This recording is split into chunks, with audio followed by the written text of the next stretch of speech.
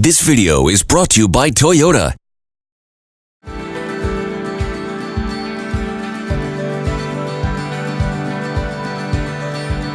Hi, my name is Liz Bergen.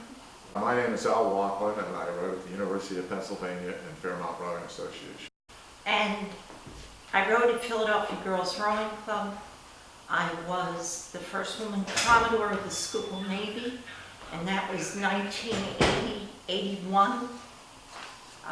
I became a member of the Stotesbury Committee in 1979. We got started in this Stotesbury Regatta at the same time, and my primary responsibility was buoy lines, stake boats, and on-water activities. I predate any girls' high school rowing. There was only one women's college that rowed at the time, competitively, and they were in California. As a member of the club, the girls' club, I rowed club row, and we did have some competition. We held the first women's nationals in Seattle in a while ago, in 1965. And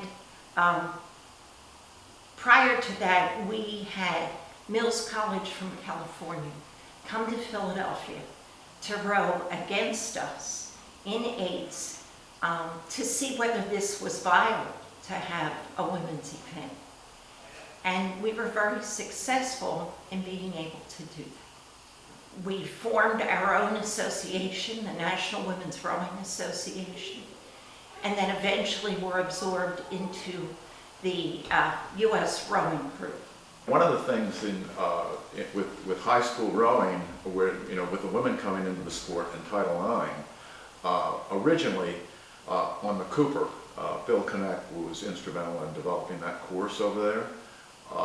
He tried to go to Bishop Eustace and to get them to start a rowing program over there. It was a logical choice. They were right next to the water. When you would go to a high school, right, you talk to the AD, they'd be very interested in rowing.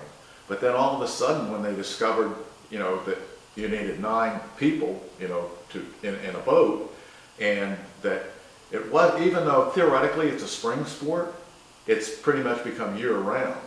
So all of a sudden, when the coaches realized that the number of athletes were going to be depleted, they wouldn't be playing baseball and football or whatever.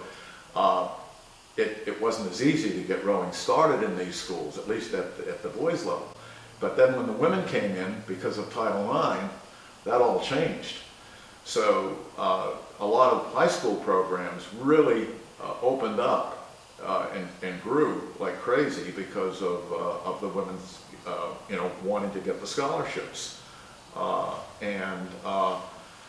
this point, as Liz pointed out, we have more women rowing than men.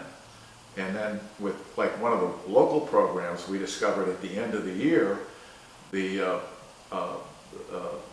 girls are done rowing, the moms come out and learn how to row. And that even, puts more people into boats, which was an interesting little side feature of it. This video is brought to you by Toyota.